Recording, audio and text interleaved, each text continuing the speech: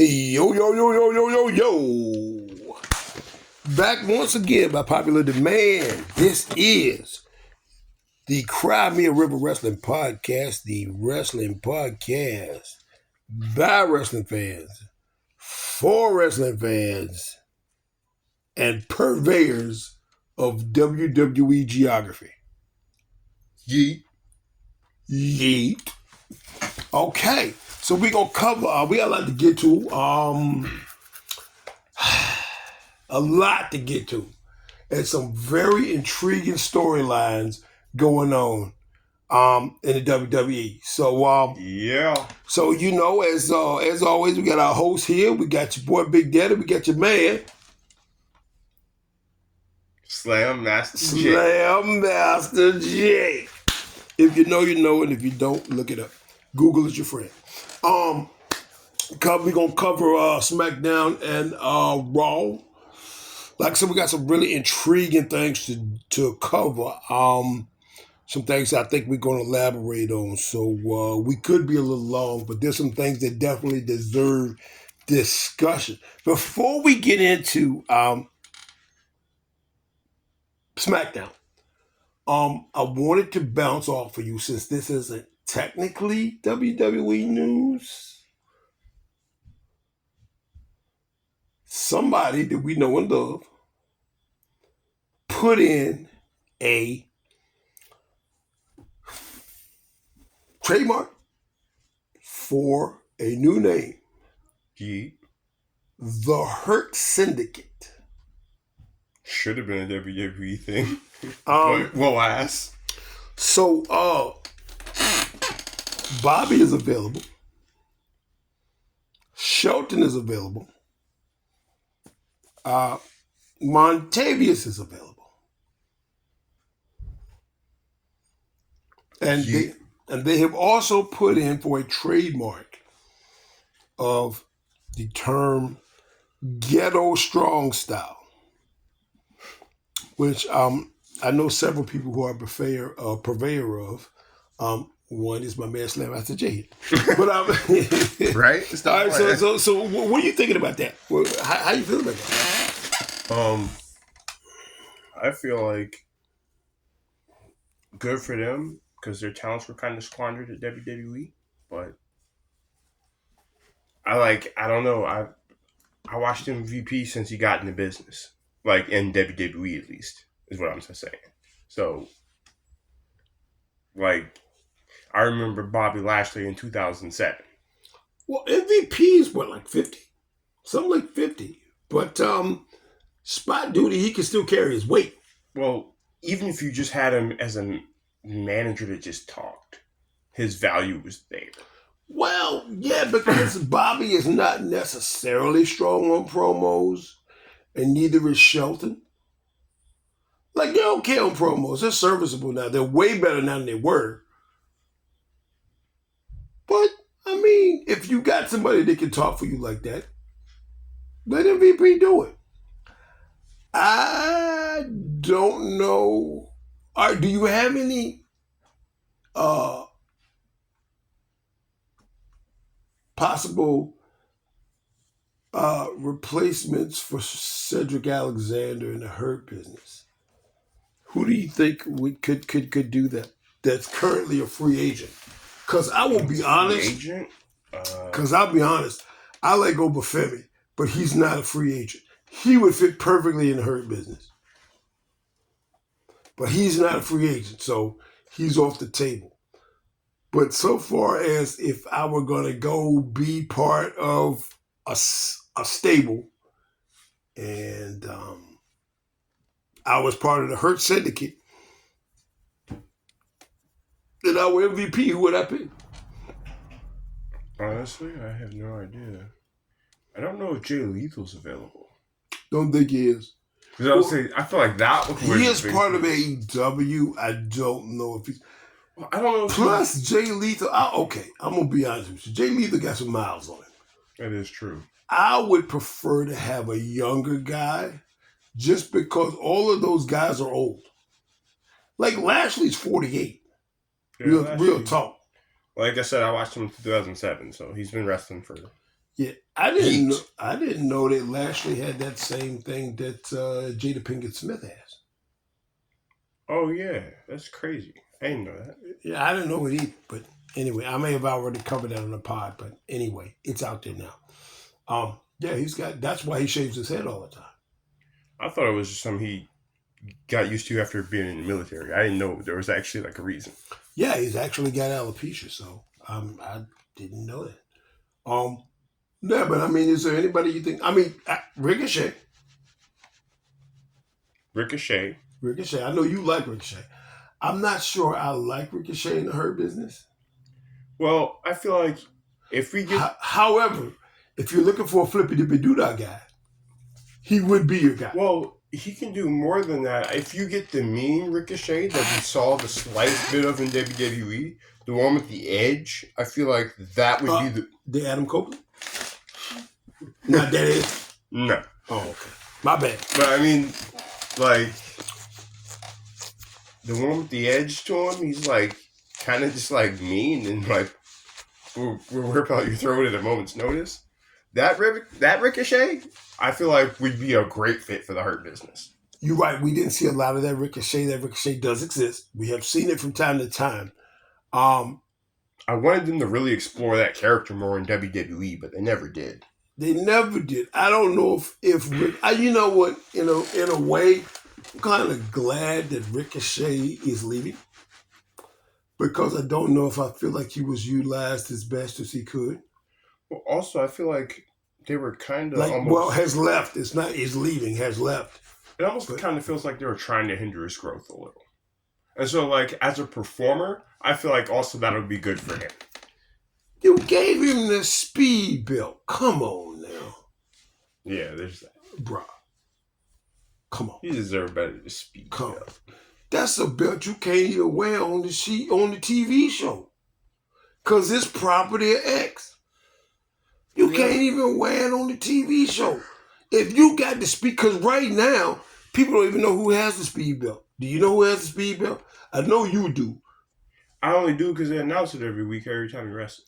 But he don't ever had a belt. Same thing with Ricochet. Who's got the speed belt now? Andrade. Why do you care? No, exactly. That's my point. You're not making it so I care. Hell, you barely even mention it. You only mention it because it's a WWE product. But we never get to see clips from the matches. We never get to, you never know who has the belt unless you keep up with X. But all of that stuff is X exclusive. I mean, that's cool and all, but I feel like if you're going to do that, then you need to find a way to make it so you can just wear that belt when you're other places to give it some credibility and make it seem legitimate.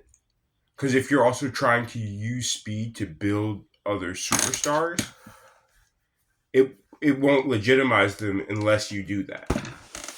Well, you're also dealing with Elon Musk, so. And this is the same guy, okay. This is the same guy who had a press conference with Donald Trump. And to be honest, it was disastrous. Because Donald Trump comes off sounding like, what's his name? I thought I put it there. Sylvester. They say he's slurring his words. He's not actually slurring his words, but the way the audio is, it's making it sound like Donald Trump is slurring his words. I don't want you to take this as if I'm a pro-Trump guy. I'm most assuredly not. But, because I'm going to say that the whole Trump thing with the NABJ, you can't come out and say, well, their equipment didn't work. And then you have Donald Trump having a sit down with Elon Musk and he can't figure out how to get his equipment to work. He can't figure out how to get his live stream to work. But that's a different story, but I'll get into that. Anyway, that's political. We're not going to talk about it. But that was horrible. You had the man ended up sounding like he was slurring. Like he sounded like Sylvester the Cat. And you've heard him speak. He doesn't sound like that. Why does he sound like that on this audio? Because Elon Musk is a knucklehead. Now, moving on to SmackDown, We start off SmackDown with Tiffy. And your boys, Pretty Deadly. The musical. The musical. Stop playing. So, all right. So, they start off and Queen Nia comes out on a throne. This is great. With the dudes bearing the throne. Yes, this is great. I love this. This is what should happen with the Queen of the Ring. And apparently, Queen of the Ring is apparently King of the Ring, Queen of the Ring is a thing now because everybody that was King of the Ring, Queen of the Ring, they are now champs. So that's a thing. That's what should happen anyway, to be honest. Well, I like the fact that they kept the Queen of the Ring important. And, even though that she's the champ now, they still make sure they call her queen and everything. I feel like I like that. I feel like that adds importance. You know what? You're right. You're right. It does. It does. They didn't do that for the King of the Ring. Gunther's just a champ now. Nobody cares. You're right. Gunther wanted to disappear. Yeah. Gunther wanted to disappear. And we covered that in the part 2, but it's just odd. Why would you win and disappear for a month? That's not, especially when I say what you did with the Queen of the Ring, you could have done that with Gunther. Well, also, it's I don't know, it almost seems like King of the Ring isn't really important. I would say almost that Gunther is a stronger character overall than Nia. I could see, I could maybe see that. Overall, character work. Because Nia can't talk. She can't talk for crap. Okay, I'm gonna just put that out there. But I would say, like I said, I don't understand why. And don't get me wrong, I think you did an excellent job with Nia. What happened with Nia should have happened with Nia, but it also should have happened with Gunther. That's all I'm saying. I feel like it wouldn't have been that hard to do with Gunther, but maybe it's just... I thought it would be easier to do with Gunther. Well, I thought it would have been too, because you also didn't have to rebuild his character after he came back into the company. No. You didn't have to do that. Yeah, you're right. He was already a strong character. I wouldn't even venture to say he was a stronger IC champ than he is a world champ. And maybe that's not fair because he hasn't been world champ as long as he was IC champ. Well, but the whole disappearing thing wasn't good. The build up to him becoming IC champ 2 was also better. That's true. That's true. They took care with it, and so maybe it's not necessarily fair, but that's part of the reason why before he became the world champ that he was a bigger character almost than Nia Jax, because the men's division has a mid-card belt. Touche. You got me on that one. So, and you know what? That's probably a thing. So I feel like it would be easier to make him seem like a larger-than-life character and make him seem like a big deal before he actually becomes technically a big deal. Yeah, that's probably right. Those are the advantages of a mid-card belt, which is why you actually have a mid-card belt, actually. Yeah. So, you got to have something to do with those guys that you don't think are going to make the main event, or they might make a main event, but you're building them like Braun. Yeah. Yeah, so exactly that. Yeah, that makes sense. But in the words of Taz, I digress. Anyway, Queen Nia comes out on the throne, which I love, and Pretty Deadly sings a song from the music. Something about we're used to saluting queens or something, but you the prettiest one we've ever seen. Blah, blah, blah, blah, blah, whatever. Bars. Yeah, right. So, apparently Michin has had enough of this. Yeah. Clears the ring, kendo stick, segment over. I don't know. I feel like Michin should be jumped because I wanted that song to be finished. I was a little bit mad. I want Pretty Deadly the musical. I would like to be in the front row when it airs. I feel like now the whole locker room should just jump Michin because I wanted that song. I did not want the rest of that song. I did. I also didn't want Michin. So there's that. I don't know what you want me to tell you. Because we've seen this before, we know what's going to happen. I mean, I guess it was a nice twist, but we know what's going to happen to Michi. Like, it's ugly. The same thing that always happens. Same thing that always happens to Michi, bruh. Lose. It's the same thing that always happens to Michi. Come on, man. I do like the fact that her kendo sticks don't break, though. Yeah. You can just continuously use them. They used to like explode upon impact. Hers don't do that. Other people have ones that break. Not her. No. She like I'm not sure she don't use real kendo sticks. She gets those imported. Yeah, she get them. She get the real ones from a real wrestling line. Anyway, so the first match comes out. There's Andrade and Melo, and we've been running this back for a while. To be honest, I see shades of Chris Benoit and Matt Hardy in this. I mean, not Matt Hardy. MVP. I said Montel. Montavious Porter. Right. I see shades of that in there because I personally think they could run best of 7. I mean, because you can see Melo's confidence growing in every match. Like, you can see it on screen.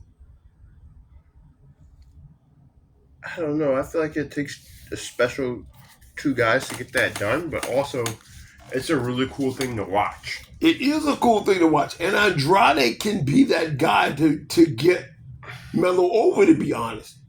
For sure. Andrade is that good. However, you might want to get Andrade over. Like, so, I mean, I see both sides of that, but as you watch these matches, you see them get better and better. Just less botches and less botches and less botches and more creative moves. And Melo beat him clean. And granted, they brawled afterwards because that's what should happen, which means we're setting up an Andrade versus Melo 4. Now, I'm usually not the guy to like keep watching rematches and rematches and rematches, but this rematch has a story involved in it. And see, I do like that. I don't necessarily mind a rematch as long as there's a reason. Yeah. Like, as long as it's not a random pointless rematch from the 1950s that you've been doing up until this point for no reason. Yeah, I mean, I like it. I'll be honest with you. I like the fact that I would like to see another match on SmackDown, Andrade versus Melo, run the best of 7 and have the last match in a PLE. See, that's what I was thinking. I would blow off their feud of the PLE. Man, that would be great. That would be great. I would love that. And they can both move on to a new feud, and that would be good for everybody. And you've sufficiently built up. Well, I say you have sufficiently built up Andrade. I don't know if he really needs this as much as Melo is, because one, he's a veteran. Well, also, then though you could also see the growth from Melo, and then you can feel comfortable putting him with like anybody after that, because that's right, because he's more comfortable in the ring. You can see the growth, like as they say in football, he's got more reps. Yeah. So, and plus he's building a chemistry with this guy. Now, if you need to revisit this back down the road, which you can, like 6 months later, a year later, you can, and you know they're gonna give you a banger. So there's that. I like this. I like this whole setup. I'll be honest with you. I want to see probably one more match before the PLE, and then maybe best 3 out of 5, and you do it again at the PLE a week later. I don't know, but I'd like to see the best 4 out of 7. Drag this thing out through the summer, bro. Drag it in the fall. I think it's a good series. I really do, and I don't know if I was impressed with it as impressed with it the first match as I am now. Drag it out. Make it work. So then you got Solo. Tama Tonga brings Solo the Ulafala. I think that's what they call it. And he says, if I have it, that makes me the tribal chief. But Roman has that makes him the tribal chief. I have to acknowledge him. Yeah. And I'm like, this is a thing down the road. We know it is. And we got Naomi and Blair Davenport. I don't know what to do with that. One, I'm tired of them jobbing Naomi out. Yeah, I feel like she's too good for that. But I've always felt that way. I felt that way before she left when she was in the team with Sasha Banks. And now we have... even before that. We have reinvented Giovanni Vinci, apparently. Yes. So his promos are showing up a lot. What are you thinking about them? Maybe good for him. I feel like this has a chance to be bigger than he was as part of Imperium. As the Imperium's other stooge? Yeah. He was actually the stooge, because Ludwig was kind of established before. Like, he was established as Gunther's running buddy. And then Giovanni Vinci just sort of fell in, and it's like... Well, it just seemed like every time, it just felt like Giovanni Vinci was a third wheel. Like, I don't know what he really does for them. Gunther's the power. Ludwig is the smack talker and the good looks and the natural talent. Gunther's just beast mode. Yeah. And Ludwig is more of the mocking type. Like, he'll just mock you. Which works well for heel.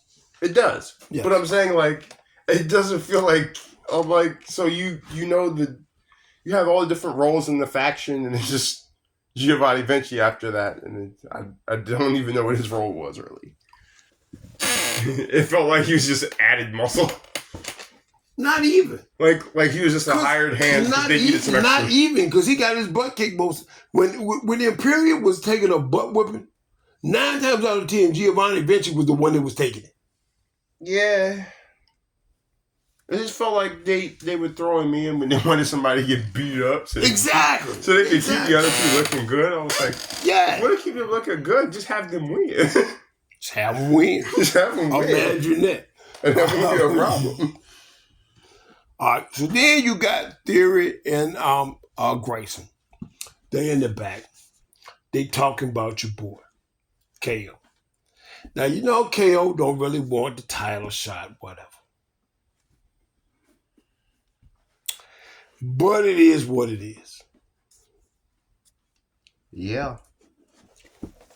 So,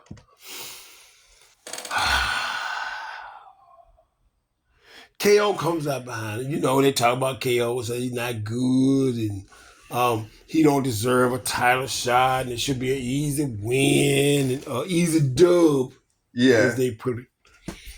As you young kids say. And KO comes up behind him and says, yeah, it should be an easy dub. Why don't we go out to the ring and prove it? Now, we all know this is a bad idea. It's a horrible idea. But it's okay, because we like to see Grayson Waller get his behind whipped. Because if I do recall, he doesn't like A-Town Down Under anyway. But you know what? But again... 2 punches, 1 fist. I mean, 2 faces, 1 punch. But again, though, they have succeeded in rewarding us for being nerds. Mm-hmm. Because who was it that dropped the line that said that the only reason why the bloodline is so successful is because of KO? Yeah. They did. They were like, KO. That was hilarious to me, actually. I loved it.